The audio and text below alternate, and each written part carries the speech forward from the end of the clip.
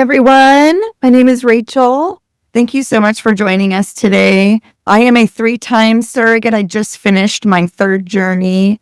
I did a webinar like this about halfway through this last pregnancy, so I was invited back just to do some follow-up and kind of talk about how everything went.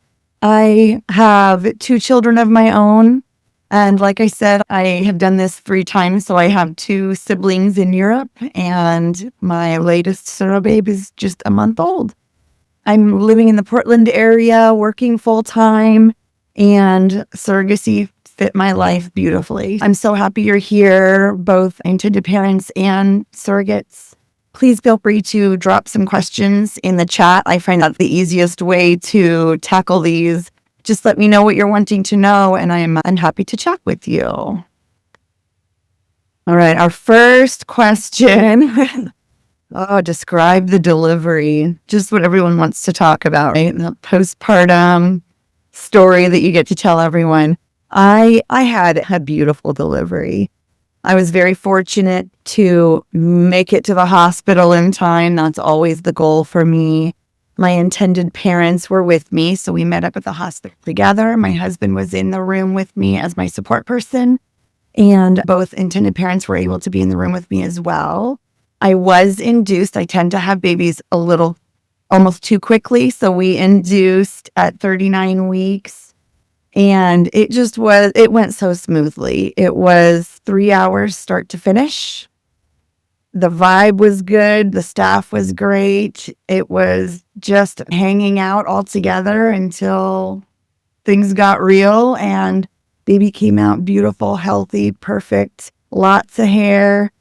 It just was a beautiful moment. It is different, I would say, than when my own kids were born. That's also a beautiful moment. I love my children. I love when they were born. But there is something a little bit different about my surrogacy deliveries because there's more emotion in the room. And I don't know why that is, but that's just what happens. And so when baby is born, the nurses are teary-eyed, the doctors are teary-eyed. We're all just, it's like this magical moment that is finally complete. And it is the very coolest thing. Mentally and physically, we're a month in, so our next question is, how are you feeling now? And I will say, it's really nice to not be the one taking care of the baby. I love babies. I love holding newborns.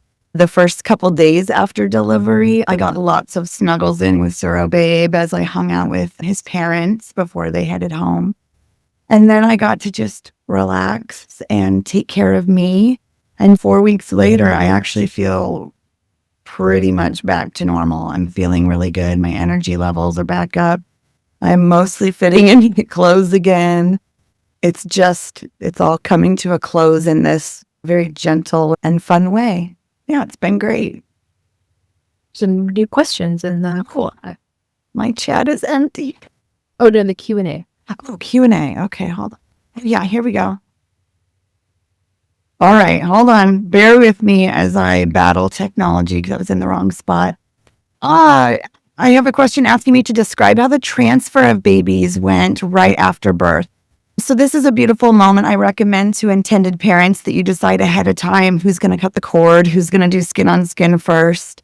Of course, and right after baby's born, as long as they are attached with the umbilical cord, they have to stay with the surrogate. As soon as that cord is cut, the hospital staff is really good about making sure that whatever parent wants to hold baby first is ready to go. And baby immediately, just within a minute or 2 after birth, baby was in dad's arms in this case. And it was very smooth. I've still got work to do. I've got to deliver the placenta. My job is just the delivery piece. As far as baby snuggles go, that's to the parents right away. It's very quick.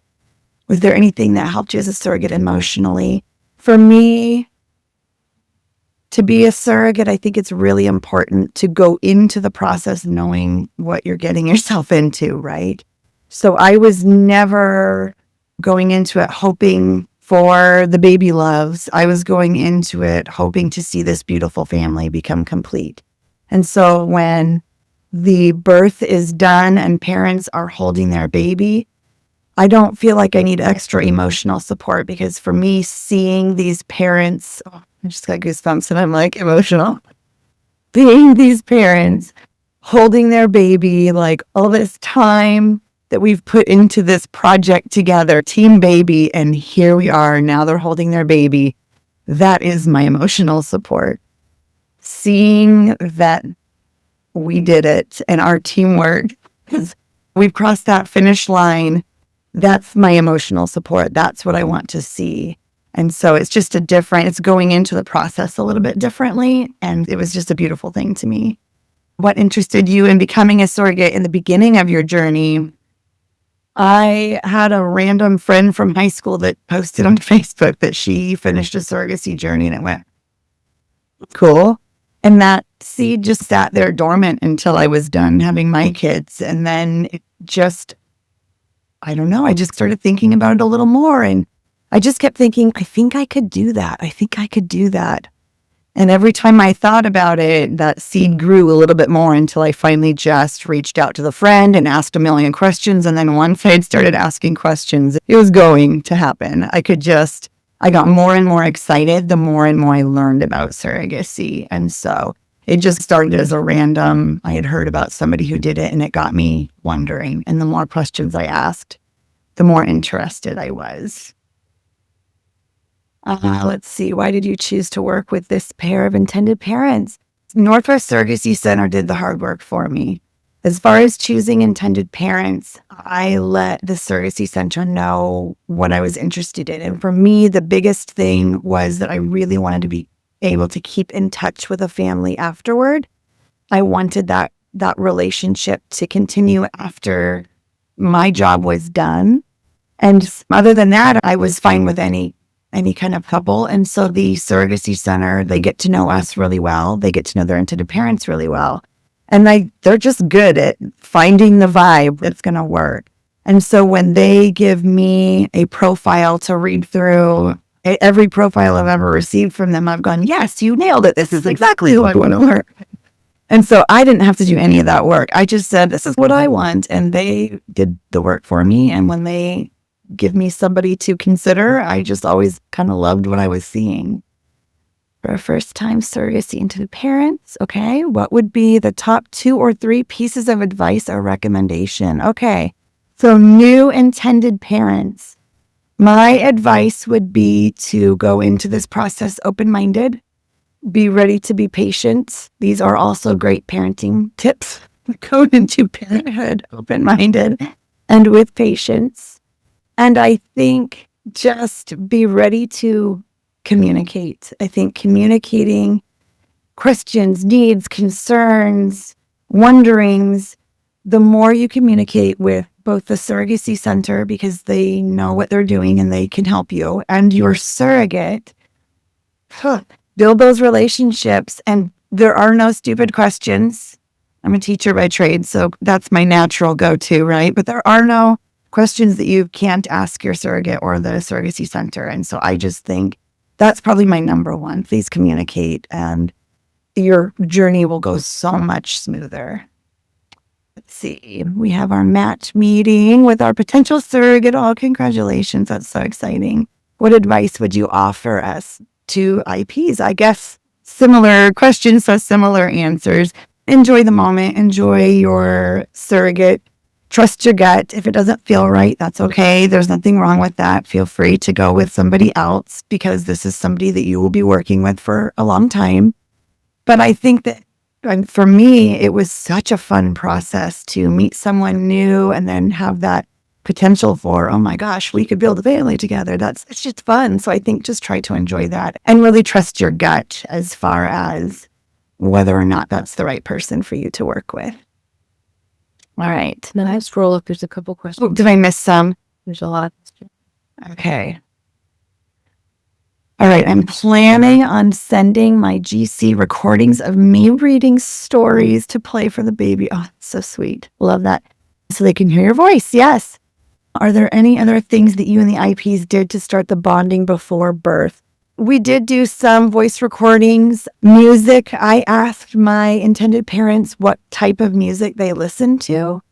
That does not mean that baby didn't listen to my music as well, because they certainly did. But if you love opera and you'd love your baby to hear some opera because that's what they're going to hear when they go home, I think music is a great way just to get that vibe through the belly. Bonding that's a tricky one because I feel like auditory is probably your best bet. And so, yeah, your voice recordings and the music that you like, I think is a fun way to bond before baby gets there. But I think also keep in mind that although they say baby knows heartbeat, baby knows the voice of the gestational carrier, I think also babies adjust really quickly to their parents. And so I don't think that you need to worry too much about baby bonding with the surrogate, because as soon as baby's born, you are going to be the one that's offering them comfort. They will learn your voice very quickly. They will learn your smell very quickly. You will be the one that they recognize right away. And very sweet to send your voice, but I also don't think you need to stress that baby's going to not be attached to you when they're born. Okay. Have the IEPs been there for all of your deliveries? Yes, I have not had a delivery without the intended parents in the room. If so, how did they plan to make sure that happened? And what was that experience like? Surrogates hopefully know. Surrogates would have had at least one child before. I would ask how quickly that baby was born. In my case, babies come really quickly, and I cannot give a lot of advance notice. So I had just asked intended parents to come into town before that due date arrived, because if I go into labor early, I wouldn't want them to miss it, and they would because of how far away they lived. And so for me, I had just suggested that parents come in. My first intended parents that I worked with for my first 2 journeys were in Europe. So they came out 3 or 4 weeks in advance. The family that I worked with this time was about 3 hours away. So they came about a week in advance, got an Airbnb, and it just took the stress off of everybody to be close just in case they went into labor early. And I was just laying flat until they got into town because I was so afraid I would go into labor ahead of time. But I would not plan on just showing up on the due date because you just never know and you don't want to miss it. And so I think it's worth it to get an Airbnb and be in town with plenty of time. And again, check with your surrogate. If they tend to have babies before the due date, then get into town well before the due date. What was the hardest part about learning the IVF injections during your first surrogacy journey? I'm not going to lie, IVF is brutal, but going through a surrogacy journey, you got to take the good with the bad or the bad with the good. And although IVF is difficult, I felt very well supported by my IVF clinic. There were lots of videos. There were lots of just people in place that can support you. Because my husband is not always home at the exact time I had to inject, I did learn to give myself injections. The first couple are the hardest. Once you get through those first couple, which it can be intimidating, you muscle through, you get it down, and then by day 3 or 4, it's okay, I've got this. I really would watch the videos, ask the questions to your IVF clinic. If you need somebody else to give you your injection, find somebody who's going to be available at the same time every day, because that is an important part of IVF. Or learn how to do them yourself, but it really is just getting through those first couple. Have you ever participated in a baby shower thrown for the IPs? And if so, what was that like? I have not, but I know that there are several surrogates who have. My intended parents, again, my first couple lived in Europe, and so it wasn't really feasible to head to Europe for one of their baby showers.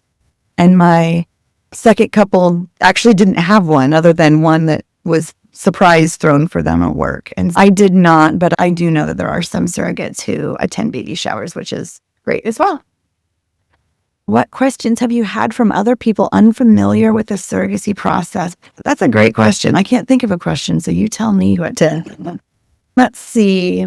I've had a lot of people ask if it's hard after baby's born. Is it hard to detach from baby? That's probably my most common question, and I would say it's not for me. Again, I feel like I touched on this earlier, but I'll just reiterate that as a surrogate, you want to go into the process with the right frame of mind. You approach a surrogacy differently than you would approach your own child's pregnancy. And because you're approaching it differently, there isn't that big attachment or bond at the end, in my experience. And it's a mental game and it's mental preparation. And I think that it's really important to have your head in the right place going into surrogacy, even before that embryo transfer. If I think of another question, I'll let you know. That one that I get a lot.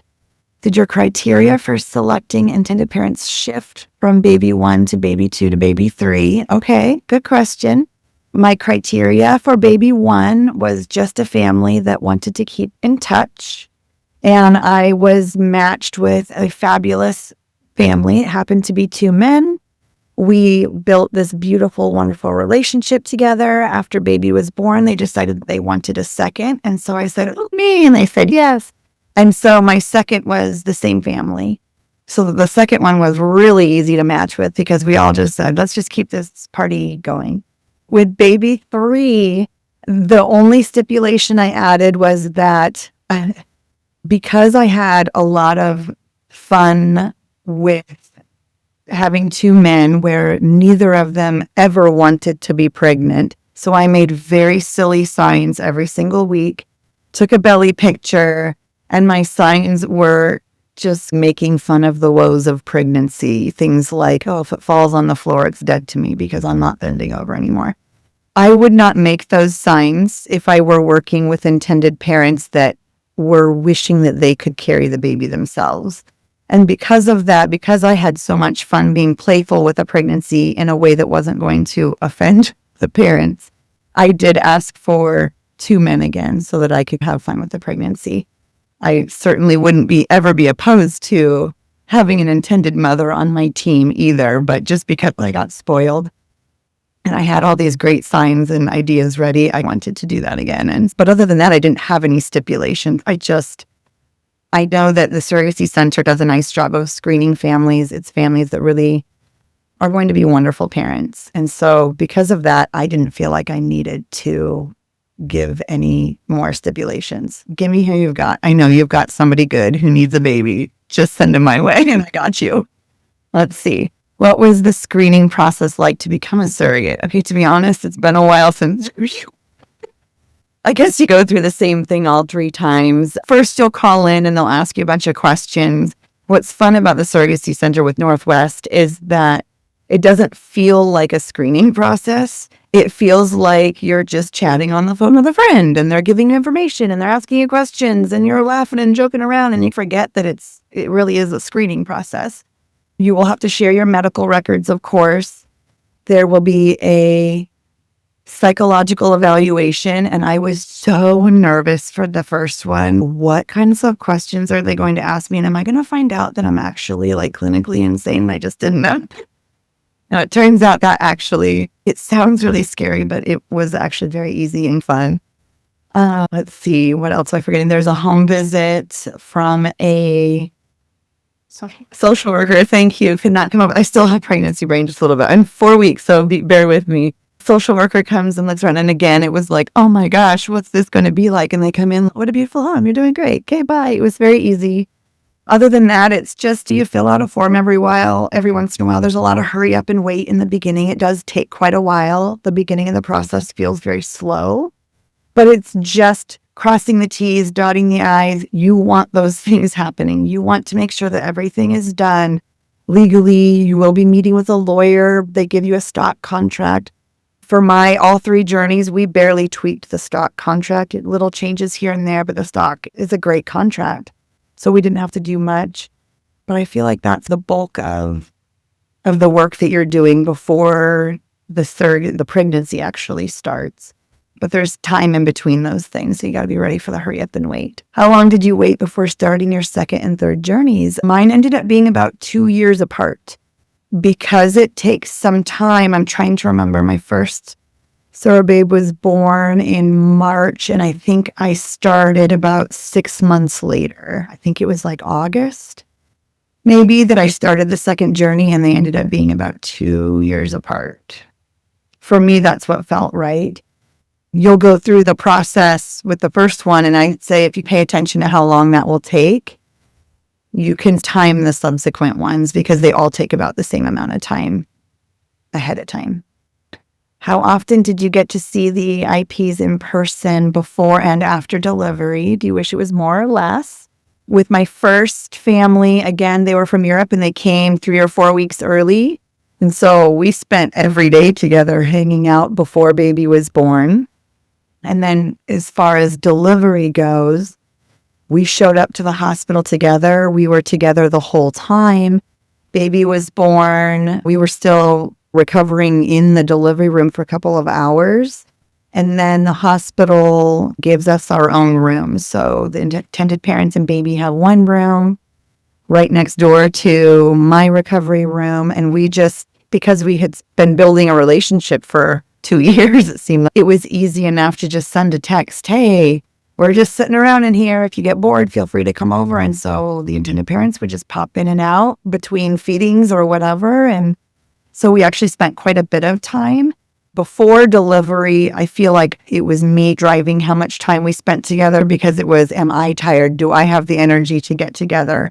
So I chose when we got together, which was a lot because I enjoyed spending time with this family. After baby was born, I wanted to make sure that it was the parents driving that because when you're in charge of a newborn, the parents need to be in charge. It's not me anymore.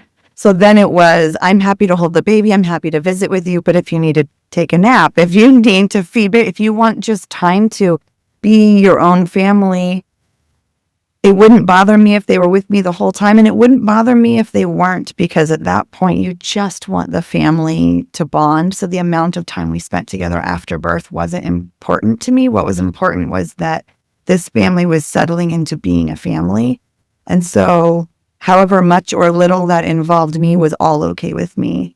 Again, it's that flexibility piece on all sides. If we're all flexible and just going with the flow, it just makes it all a little bit less stressful and a little easier. Yeah. And then we had a couple days before they headed home, and we spent quite a bit of it together, and that was lovely. And of course, when they go home, I can't help but be sad because I enjoy spending time with them. But you also can't help but be happy knowing they're finally headed home, and all the nursery decorations and that rocking chair that they've been dying to sit in with a baby, like they're doing it now. And so that's so exciting and wonderful. And I get pictures almost every day. So I'm still feeling like I'm part of the process. It's fun. Next question says, have you provided breast milk to IPs? Good question. And what has that been like? With my first family, I did provide breast milk because they were out of the country. They stayed about 4 weeks after baby was born. That's how long it took to get baby's passport to be able to go home. So they were stuck with me for 4 weeks. And it was during that time that I provided breast milk for them. It's a lot of work, but it's also really great knowing that surro-babe is being nourished. It felt really good to be able to pass over those coolers. I have no regrets at all about pumping. And then after they went home, we didn't continue. It's very hard to ship milk to Europe. So they just switched over to formula, and I donated whatever I had left to a friend who was an underproducer until I dried up. And so I didn't pump for a real long time. It ended up being maybe 3 months each time. And then I just let myself dry up. And then with this journey, we opted to not have my breast milk. And that was great as well. That just meant that I got to go home and relax and heal. And I didn't have to do anything. And it was very nice. How do my kids feel about surrogacy journeys is my next question. My kids are 10 and 8 currently, and this was their third journey. So by the third go around, when I said, hey, what do you guys think of me doing another surrogacy journey? My 10-year-old said, no. And my 8-year-old said, you found, because we had gone to Disneyland the first two. And said, excuse me. So they were on board. They were both so happy. When I said, no, I actually am doing it, they were totally great with it. As soon as they were able to meet the family, that's a big one for them. It's a little abstract. My kids understand the process, but they don't get really excited about it until they meet, even just with pictures or a video call or something with those intended parents. My kids get very attached to the intended parents.